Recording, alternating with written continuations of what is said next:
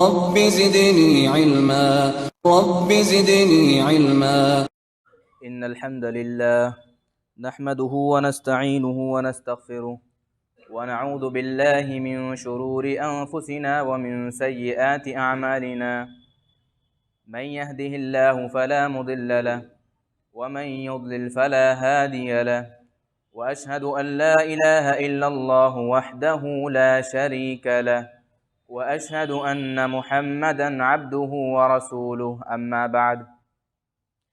فإن خير الحديث كتاب الله، وخير الهدي هدي محمد صلى الله عليه وسلم، وشر الأمور محدثاتها، وكل محدثة بدعة، وكل بدعة ضلالة، وكل ضلالة في النار. فأعوذ بالله من الشيطان الرجيم. بسم الله الرحمن الرحيم. يا أيها الذين آمنوا اتقوا الله حق تقاته ولا تموتن إلا وأنتم مسلمون. يا أيها الناس اتقوا ربكم الذي خلقكم من نفس واحدة وخلق منها زوجها وبث منهما رجالا كثيرا ونساء،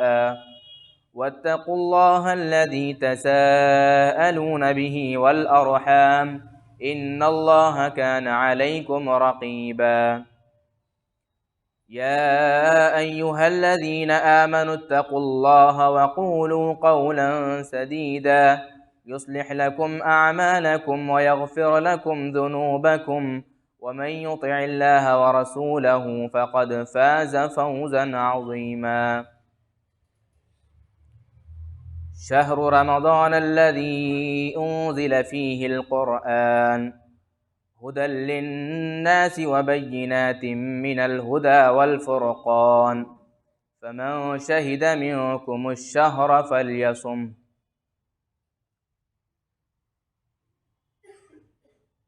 محترم حاضرین جمعہ، عزیز دوستوں، بھائیوں، بزرگوں اور میری ماں اور بہنوں، تمام قسم کی تعریفیں اللہ رب العزت کے لیے ہیں، اور کروڑ درود و سلام ہو خاتم النبیین سید الانبیاء والمرسلین رحمۃ للعالمین جناب محمد عربی رسول اللہ صلی اللہ علیہ وسلم پر۔ حاضرین جمعہ، وہ انتظار کی گھڑی، وہ گھڑی جس کا ہم سب کو بڑے ہی اشتیاق کے ساتھ، بڑے ہی شوق کے ساتھ انتظار رہتا ہے،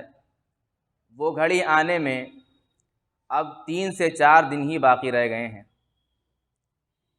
وہ ماہ رمضان جو سراپا رحمت کا مہینہ ہے، وہ ہم سے اب 3 سے 4 دن دور ہے۔ اللہ رب العالمین سے دعا ہے کہ اللہ رب العالمین ہم سب کو اس مہینے کا داخلہ نصیب عطا فرمائے، آمین۔ میرے بھائیو اور دوستو، وہ مہینہ، وہ ماہ رمضان، وہ ماہ مبارک جو سراپا مغفرت کا مہینہ ہے، جو سراپا رحمت کا مہینہ ہے، وہ مہینہ کہ جس میں قرآن کا نزول ہوا، وہ مہینہ کہ جس میں جنت کے دروازے کھول دیے جاتے ہیں اور جہنم کے دروازے بند کر دیے جاتے ہیں، وہ مہینہ کہ جس میں شیاطین کو جکڑ دیا جاتا ہے، وہ مہینہ کہ جس کی ہر رات میں اللہ رب العالمین اپنے بہت سے برگزیدہ بندوں کو جہنم سے آزادی کا پروانہ عطا فرماتا ہے، وہ مہینہ ہم سے بہت قریب ہو چکا ہے۔ میرے بھائیوں اور دوستو، ماہ رمضان کی اہمیت کے لیے صرف اتنا ہی کافی تھا کہ اس مہینے کے اندر اللہ رب العالمین نے مقدس کتاب قرآن مجید کا نزول فرمایا، اور آپ اس مہینے کی اہمیت کا اندازہ اس بات سے لگائیں کہ اللہ رب العالمین نے نبی صلی اللہ علیہ وسلم پر قرآن مجید کا نزول اسی مہینے میں عطا فرمایا۔ اللہ رب العالمین نے فرمایا، شہر رمضان الذی انزل فیہ القرآن ہدی للناس وبینات من الہدی والفرقان فمن شہد منکم الشہر فلیصم۔ یہ ماہ رمضان جس میں اللہ رب العالمین نے قرآن نازل فرمایا، جس میں قرآن کا نزول ہوا، یہ قرآن جو لوگوں کے لیے ہدایت ہے اور اس میں واضح دلیلیں موجود ہیں۔ فمن شہد منکم الشہر فلیصم، لہٰذا تم میں سے جو کوئی بھی اس مہینے کو پائے اس کے لیے ضروری ہے کہ وہ اس مہینے کے روزے رکھے۔ میرے بھائیوں، اس مہینے کو پا لینا اور اس میں عبادت کر لینا کتنی بڑی نعمت ہے۔ آپ اس کا اندازہ ابن ماجہ یا مسند احمد کی اس روایت سے لگائیں کہ طلحہ ابن عبید اللہ رضی اللہ تعالیٰ عنہ بیان فرماتے ہیں کہ 2 آدمی نبی صلی اللہ علیہ وسلم کی خدمت میں حاضر ہوئے اور دونوں نے بیک وقت اسلام قبول کیا۔ طلحہ ابن عبید اللہ رضی اللہ تعالیٰ عنہ کہتے ہیں کہ میں نے خواب میں دیکھا کہ طلحہ ابن عبید اللہ رضی اللہ تعالیٰ عنہ کہتے ہیں کہ میں نے خواب میں دیکھا کہ یہ پہلا شخص جو ہے وہ دوسرا شخص جو ہے وہ پہلے جنت میں داخل ہو گیا۔ کچھ چیز حدیث کی تھوڑا سا حصہ چھوٹ گیا ہے، میں اس کو بیان کر دوں کہ نبی صلی اللہ علیہ وسلم کی خدمت میں 2 لوگ حاضر ہوئے اور دونوں نے بیک وقت اسلام قبول کیا۔ ان دونوں میں پہلا شخص جو تھا وہ عبادت زیادہ کرنے والا تھا، زیادہ عبادت گزار تھا، اور وہ اللہ رب العالمین کی راہ میں جہاد کرتے ہوئے شہید ہو گیا۔ پھر طلحہ ابن عبید اللہ رضی اللہ تعالیٰ عنہ کہتے ہیں کہ میں نے خواب میں دیکھا کہ دوسرا شخص جو شہید کر دینے کے بعد شہید ہو جانے والے صحابی کے بعد ہے، وہ شخص جنت میں پہلے داخل ہو رہا ہے، اور شہید جو ہوا ہے مسلمان صحابی وہ جنت میں بعد میں داخل ہو رہا ہے۔ جب طلحہ ابن عبید اللہ رضی اللہ تعالیٰ عنہ نے صبح کی اور اپنا خواب یہ صحابہ کرام کو بتلایا تو سب لوگوں نے اس پر حیرت کا اظہار کیا۔ نبی صلی اللہ علیہ وسلم نے فرمایا من ای ذالک تعجبون، کس بات کا تعجب ہے تمہیں؟ کیا ایسا نہیں ہے کہ اس دوسرے شخص نے 1 سال اور مزید پایا؟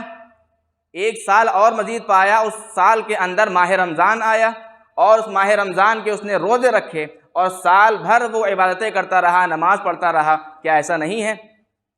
لہذا اللہ رب العالمین نے جنت میں ان لوگوں کا مقام یہ رکھا ہے کہ ان دونوں کے درمیان، ان کے مقام کے درمیان زمین اور آسمان کا فرق ہے۔ جتنا زمین اور آسمان میں فاصلہ ہوتا ہے ان دونوں کے مقام میں بھی اتنا ہی فاصلہ ہے۔ آپ ذرا اس حدیث پر غور کریں کہ دونوں بیک وقت اسلام دونوں نے قبول کیا، اور پہلا شخص جو عبادت میں دوسرے کی بنسبت زیادہ عبادت گزار ہے اور اس کی موت بھی شہادت کی موت ہوئی ہے، اور دوسرا شخص جو پہلے کے مقابلے کم عبادت گزار ہے اور اس کی موت بھی فطری اور طبعی موت ہوئی ہے، لیکن اس کے باوجود اس کو یہ مقام کیوں ملا؟ کیونکہ اس نے ماہ رمضان پایا، رمضان کا مہینہ پایا، اس میں روزے رکھے، عبادت کرتا رہا، تو اس کو یہ مقام ملا کہ اللہ رب العالمین نے اس کو پہلے جنت میں داخل کیا۔ لہٰذا ماہ رمضان کا پا لینا یہ بہت عظیم نعمت ہے۔ ہمیں غور کرنا چاہیے کہ اگر اللہ رب العالمین ہمیں یہ ماہ مبارک نصیب فرماتا ہے تو ہم بھی اس خوشخبری میں داخل ہونے کی کوشش کریں گے۔ لہٰذا اسی وجہ سے اللہ کے نبی صلی اللہ علیہ وسلم جب یہ مہینہ قریب آتا تو حضرات صحابہ کرام رضی اللہ عنہم اجمعین کو اللہ کے نبی صلی اللہ علیہ وسلم خوشخبری دیتے، ان کو بشارت سناتے۔ مسند احمد کی روایت ہے، اللہ کے نبی صلی اللہ علیہ وسلم فرماتے ہیں، یہ روایت ہے، لما حضر رمضان قال رسول اللہ صلی اللہ علیہ وسلم قد جاءکم شہر مبارک افترض علیکم صیامہ۔ جب رمضان کا مہینہ آتا تو رسول اللہ صلی اللہ علیہ وسلم ارشاد فرماتے کہ رمضان کا مہینہ آ چکا ہے، یہ ایک بابرکت مہینہ ہے، برکتوں والا مہینہ ہے، افترض اللہ علیکم صیامہ، اللہ رب العالمین نے اس مہینے کے روزے تم پر فرض قرار دیے ہیں۔ تفتح فیہ ابواب الجنہ، اس مہینے کے اندر جنت کے دروازے کھول دیے جاتے ہیں، وتغلق فیہ ابواب الجحیم، جہنم کے دروازے بند کر دیے جاتے ہیں، وتغل فیہ الشیاطین، اور شیاطین کو وتغل فیہ الشیاطین، شیاطین کو جکڑ دیا جاتا ہے، باندھ دیا جاتا ہے۔ فیہ لیلۃ خیر من الف شہر، اس مہینے کے اندر ایک رات ایسی ہے جس نے وہ رات پالی، اس میں عبادت کر لیا، اس نے 1000 مہینوں سے زیادہ کی عبادت کی، اور یہ اس کے لیے افضلیت کی بات ہے کہ اس نے 1000 مہینوں سے زیادہ اس میں ایک مہینے میں عبادت کی، یہ اس کو شرف حاصل ہوتا ہے۔ لہٰذا من حرم خیرہ فقد حرم، تو جو شخص اس رات کے خیر سے، اس کی بھلائیوں سے محروم ہو گیا تو در حقیقت ایسا شخص تمام چیزوں سے محروم ہو گیا۔ لہذا میرے بھائیوں، یہ ماہ رمضان ہم سے قریب ہو چکا ہے، تو اس ماہ رمضان کے کیا تقاضے ہیں؟ اس ماہ رمضان کے ہم سے کیا تقاضے ہیں؟ جب کوئی مہمان ہمارے گھر میں آتا ہے تو جیسے مہمان ہوتے ہیں ویسا ہی ان کا انتظام کیا جاتا ہے، کوئی بڑا مہمان ہوتا ہے تو اس کے لیے اور زیادہ اہتمام کیا جاتا ہے۔ تو جو اللہ رب العالمین کا مہمان ہے، یہ ماہ رمضان جو ہمارے پاس ایک مہمان کی شکل میں آتا ہے ہم پر اس کے کیا تقاضے ہیں۔ جس طرح سے ہم مہمانوں کے لیے گھر صاف کرتے ہیں، ان کے لیے ان کے کھانے پینے کا انتظام کرتے ہیں، آخر اس مہینے کے ہم سے تقاضے کیا ہیں؟ اس مہینے کا استقبال، اس کو ویلکم ہم کیسے کہیں؟ لہٰذا میرے بھائیو، سب سے پہلی بات یاد رکھیں کہ اس مہینے کا ہم استقبال تبھی کر سکتے ہیں، اس مہینے سے فائدہ تبھی اٹھا سکتے ہیں جب ہماری نیتوں میں اخلاص موجود ہوگا، ہماری نیتوں کے اندر اخلاص موجود ہوگا۔ لہذا مطرف ابن عبداللہ کہتے ہیں صلاح القلب بصلاح العمل وصلاح العمل بصلاح النیہ، کہ دل کی درستگی عمل کی درستگی کے ساتھ ہے، اور عمل کی درستگی نیت کی درستگی پر اس کا دار و مدار ہے۔ جب تک نیت درست ہوگی اعمال بھی درست ہوں گے۔ لہذا ضرورت اس بات کی ہے کہ ہم اپنی نیتوں میں اخلاص پیدا کرنے کی کوشش کریں۔ اللہ کے نبی صلی اللہ علیہ وسلم نے، ابن ماجہ کی روایت ہے، کتنی بہترین مثال دے کر بات سمجھانے کی کوشش کی ہے۔ اللہ کے نبی صلی اللہ علیہ وسلم فرماتے ہیں انما الاعمال كالوعاء اذا طاب اسفله طاب اعلاه واذا فسد اسفله فسد اعلاه،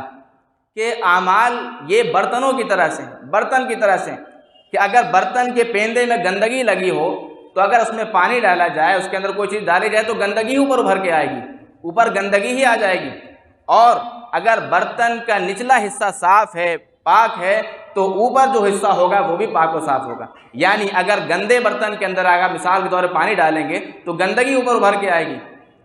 اور اگر آپ ایسے برتن میں جو نیچے سے پاک ہے، صاف ہے، شفاف ہے، صاف ستھرا ہے، اس میں پانی ڈالیں گے تو پانی صاف ستھرا اوپر نکل کے آئے گا۔ اسی طرح سے اگر آپ کی نیت خالص ہے، آپ کی نیت صاف ہے، آپ کی نیت میں جھول نہیں ہے، آپ کے عقائد درست ہیں، تو آپ کے اعمال بھی درست ہوں گے، آپ کے اعمال بھی صاف ستھرے ہو کر آئیں گے۔ اور اگر آپ کی نیت میں ہی کھوٹ ہے، آپ کی نیت میں ہی جھول ہے، تو آپ کے اعمال گرچہ بظاہر کتنے ہی خوبصورت کیوں نہ معلوم ہوتے ہوں، اللہ کی نظر میں نہایت بدبودار وہ اعمال ہوں گے۔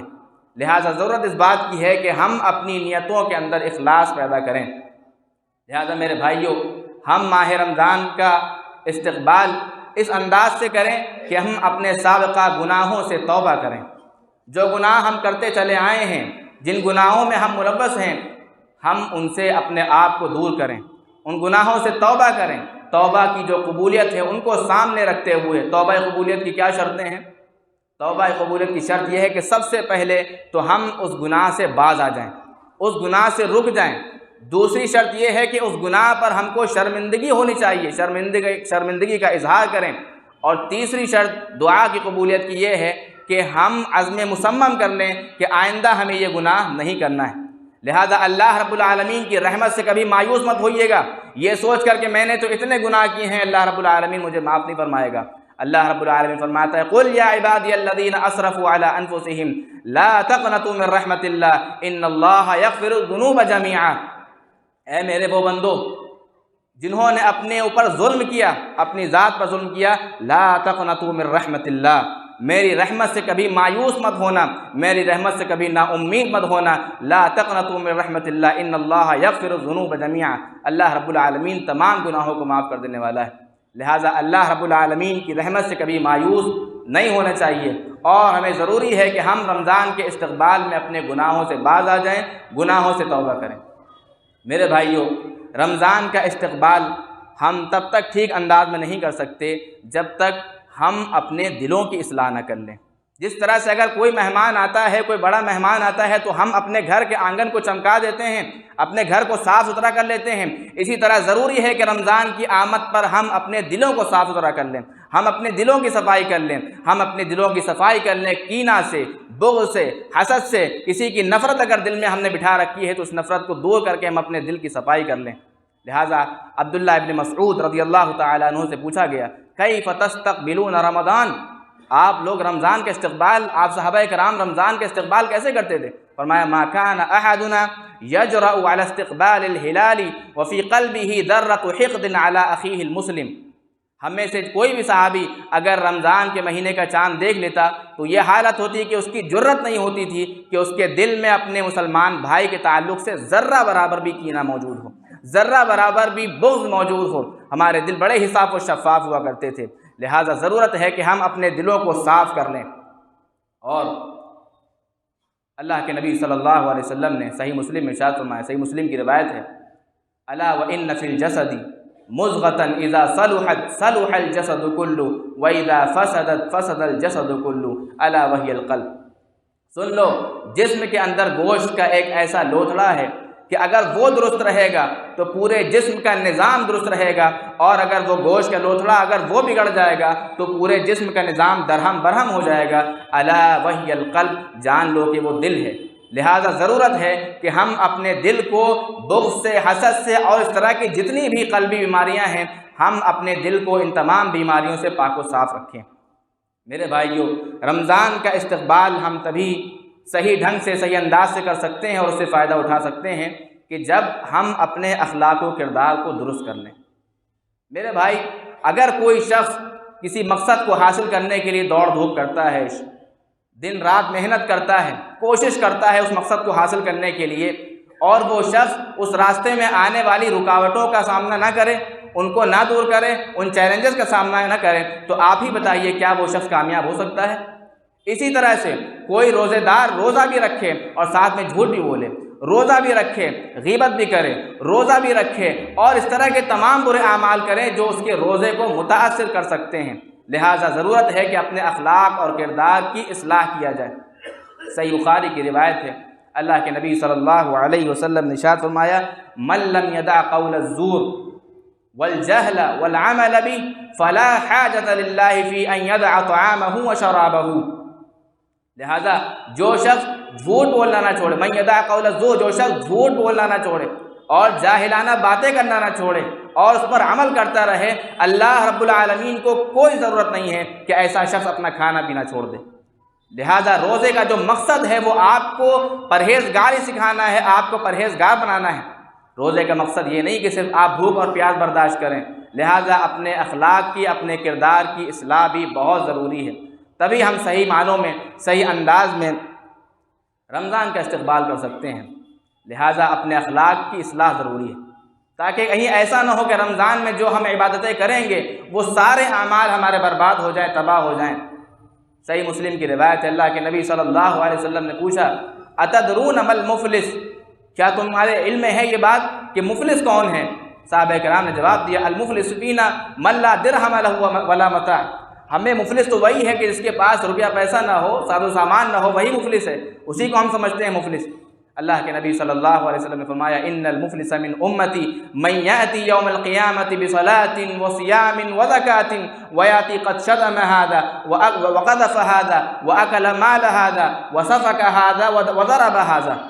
میری امت کا مفلس شخص وہ ہے جو کل قیامت کے دن ڈھیر ساری نمازیں لے کر آئے گا، ڈھیر سارے روزے لے کر آئے گا، ڈھیر سارے صدقات و خیرات لے کر آئے گا، لیکن ساتھ ہی ساتھ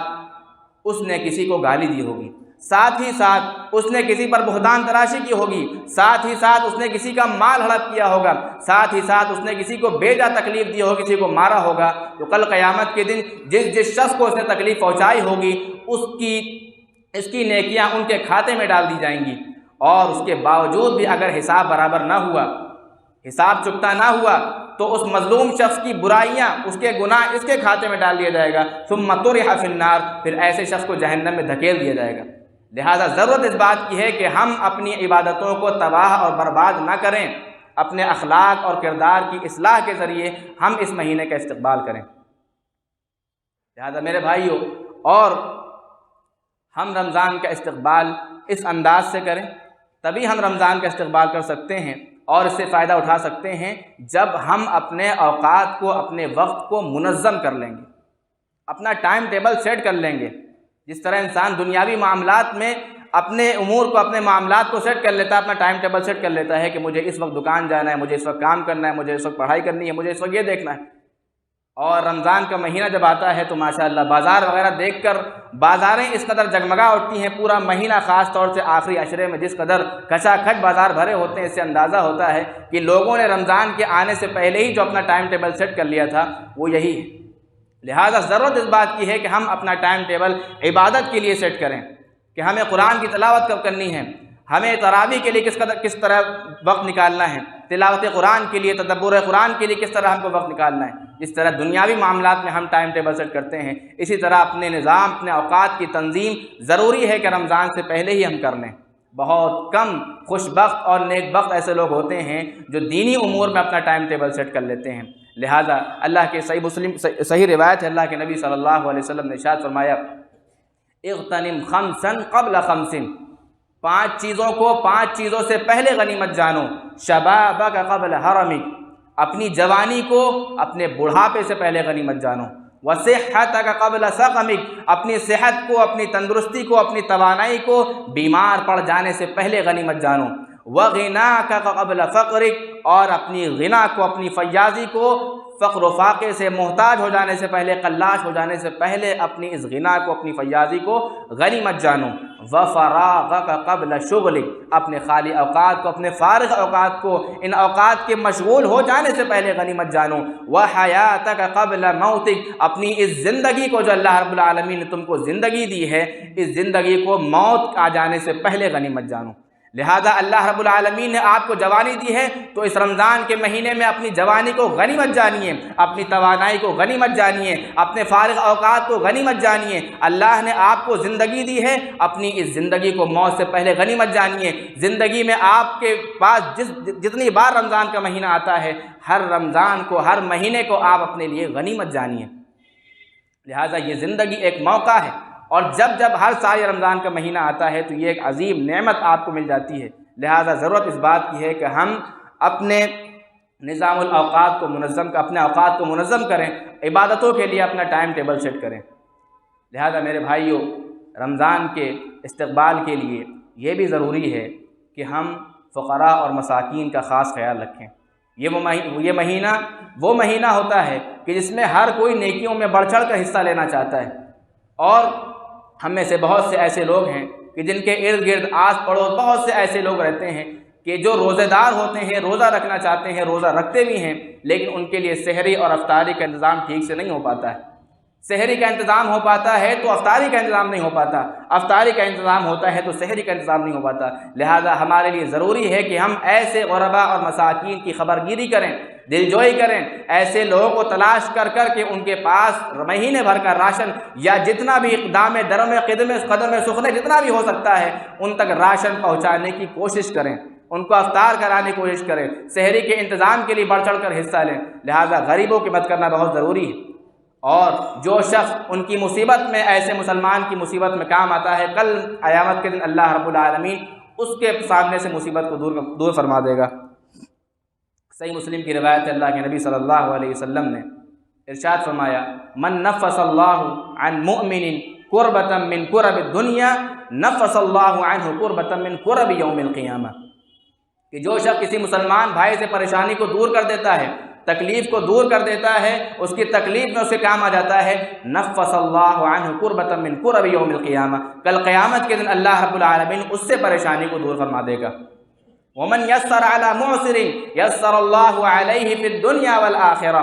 اور جو کسی تنگ دست کے لیے آسانی فراہم کرتا ہے، کل قیامت کے دن دنیا اور آخرت میں اللہ رب العالمین اس کے لیے آسانی پیدا فرمائے گا۔ ومن ستر مسلما سترہ اللہ فی الدنیا والآخرہ، جو کسی اپنے مسلمان بھائی کی پردہ پوشی کرتا ہے، اس کے عیب پر پردہ ڈالتا ہے، اس کے عیب کو چھپاتا ہے، لوگوں کو بیان نہیں کرتا، تو کل دنیا اور آخرت میں اللہ رب العالمین اس کے عیب پر پردہ ڈال دے گا۔ واللہ فی عون العبد ما کان العبد فی عون اخیہ، اللہ رب العالمین اپنے بندے کی مدد میں اس وقت تک رہتا ہے جب تک بندہ اپنے بھائی کی مدد میں لگا رہتا ہے۔ لہذا ضرورت اس بات کی ہے کہ ہم فقراء اور مساکین کا اس موقع سے خاص لحاظ رکھیں، خیال رکھیں ان کا، اور ان مواقع کو، رمضان کے مہینے کو غنیمت جانتے ہوئے اس میں عبادتوں میں لگ جائیں، تلاوت قرآن کے لیے اپنے اوقات کو منظم کریں، اپنے اوقات کو سیٹ کریں۔ لہذا اسلاف کا یہ طریقہ ہوتا تھا، امام زہری رحمۃ اللہ علیہ فرماتے ہیں کہ جب رمضان کا مہینہ آتا تو فرماتے انما هو قراءۃ القرآن و اطعام الطعام، اب تو رمضان آ گیا، اب تو صرف قرآن کی تلاوت ہوگی اور کھانا کھلانا ہے، قرآن کی تلاوت ہوگی اور کھانا کھلانا ہے، یعنی قرآن کی تلاوت ہوگی اور غرباء اور مساکین کو کھانا کھلانا ہے۔ تو یہ مہینہ ماہ قرآن ہے، لیکن بڑا افسوس ہوتا ہے کہ اس مہینے میں جس قدر قرآن پر ظلم کیا جاتا ہے، شاید ہی دیگر کسی مہینے میں قرآن پر ظلم کیا جاتا ہو۔ تراویح میں یا دیگر اوقات میں اس قدر حفاظ کرام رمضان کے مہینے میں زیادہ سے زیادہ قرآن مکمل کرنے کے لیے تراویح میں خاص طور سے 5 پارے 6 پارے اور ایک محدود وقت میں 1.5 گھنٹے میں 2 گھنٹے میں 5 پارے پڑھنے، 6 پارے پڑھنے، 4 پارے پڑھنے، لیکن جس قدر وہ قرآن پر ظلم کرتے ہیں کہ صرف الحمدللہ سنائی پڑتا ہے اور وللضالین سنائی پڑتا ہے۔ اس بیچ میں حافظ صاحب کیا پڑھتے ہیں کچھ معلوم نہیں پڑتا۔ جس طرح سے کوئی ٹرین اتنی اسپیڈ میں چلے کہ جتنی اسپیڈ سے جاتی ہے پیچھے پٹریاں اکھڑتی چلی جاتی ہیں، اس انداز سے قرآن کے ساتھ ظلم کیا جاتا ہے۔ یاد رکھیے، یہی قرآن اگر آپ کے لیے سفارش کرے گا تو یہی قرآن اگر آپ اس کے ساتھ ظلم کرتے ہیں تو یہی قرآن آپ کے لیے فریادی بن جائے گا، یہی قرآن کل قیامت کے دن آپ کی شکایت بھی کرے گا۔ لہذا ضروری ہے کہ ہم قرآن کی تلاوت کریں، صحیح ڈھنگ سے کریں، جس طرح سے اللہ کے نبی صلی اللہ علیہ وسلم کو حکم دیا گا ورتل القرآن ترتیلا، قرآن کو ٹھہر ٹھہر کے پڑھو۔ لہذا میرے بھائیوں، استقبال رمضان کے لیے یہ بھی بہت ضروری ہے کہ ہم رمضان کا استقبال اس انداز سے کریں، اور تبھی ہم استقبال کر سکتے ہیں، اس سے فائدہ اٹھا سکتے ہیں کہ جب ہم دعاؤں کا اہتمام کریں گے۔ دیگر اوقات میں ہم زیادہ سے زیادہ دعا کرنی ہم کو کرنی چاہیے، لیکن رمضان کے مہینے میں خاص طور سے ہمیں دعاؤں کا اہتمام کرنا چاہیے۔ دعا اور روزے کا کس قدر آپس میں گہرا کنیکشن ہے اور تعلق ہے، اس کا اندازہ آپ اس بات سے لگائیے کہ جہاں پر رمضان کے احکام قرآن مجید میں بیان کیے گئے ہیں، اس کے عین بیچ میں درمیان میں اللہ رب العالمین نے دعا کے تعلق سے قرآن آیت نازل فرمائی ہے۔ فرمایا وَإِذَا سَأَلَكَ عِبَادِي عَنِّي فَإِنِّي قَرِيبٌ أُجِيبُ دَعْوَةَ الدَّاعِ إِذَا دَعَانِ فَلْيَسْتَجِيبُوا لِي وَلْيُؤْمِنُوا بِي لَعَلَّهُمْ يَرْشُدُونَ۔ میرا بندہ جب مجھے پکارتا ہے، مجھ سے سوال کرتا ہے، تو میں پکارنے والے کی پکار کو سنتا ہوں، اس کے قریب ہوتا ہوں، میں اس کی پکار کو سنتا ہوں۔ لہذا چاہیے کہ لوگ مجھ سے ہی دعا مانگیں، مجھے ہی پکاریں۔ لہذا ایسے موقع ضرورت ہے کہ ہم دعا کریں، دعاؤں کا خاص طور سے اہتمام کریں، اپنی دعاؤں میں اپنی مشکلات کو بھی سامنے رکھیں، اور خاص طور پر جو مسلمان پریشان حال ہیں فلسطین کے اندر، غزہ کے اندر، آپ ان کے لیے دعا کریں کہ اللہ رب العالمین ان کی مدد فرمائے۔ رمضان کے مہینے میں انفرادی طور پر بھی اور اجتماعی طور پر بھی دعاؤں کا اہتمام کریں۔ اللہ رب العالمین ہم سب کو اس کی توفیق دے۔ اور یقین مانیے بہت سے لوگ جو اس توفیق سے ہی محروم ہو جاتے ہیں کہ وہ دعا بھی نہیں کرتے۔ لہذا ضرورت ہے کہ ہم دعا کریں کہ اللہ رب العالمین ہم کو یہ ماہ رمضان نصیب فرمائے، اور اس رمضان کے اندر ہمیں زیادہ سے زیادہ دعا کرنے کی توفیق دے، آمین۔ اللہ رب العالمین سے دعا ہے کہ اللہ رب العالمین ہمیں ماہ رمضان میں داخلہ نصیب فرمائے۔ اللہ رب العالمین سے دعا ہے کہ اللہ رب العالمین ہمیں اس مہینے کے تقاضوں کو پورا کرنے کی توفیق دے۔ اللہ رب العالمین ہمیں اس مہینے میں روزہ رکھنے کی توفیق دے۔ اللہ رب العالمین ہمیں اس مہینے میں بڑھ چڑھ کر صدقات و خیرات میں حصہ لینے کی توفیق دے۔ اللہ رب العالمین اگر ہم صاحب حیثیت ہیں تو ہمیں غربا اور مساکین کا خیال رکھنے کی توفیق دے۔ اللہ رب العالمین ہم میں سے جو وفات پا چکے ہیں اللہ رب العالمین ان کی مغفرت فرما۔ اللہ رب العالمین جو مقروض ہیں، قرض دار ہیں، اللہ رب العالمین کوئی آسان سی سبیل پیدا فرما دے کہ ان کا قرض دور ہو جائے، آمین۔ وآخر دعوانا الحمدللہ رب العالمین۔ بارک اللہ لنا ولکم فی القرآن العظیم ونفعنی وإیاکم بما فیہ من الآیات والذکر الحکیم، انہ تعالی جواد کریم ملک بر رؤوف رحیم۔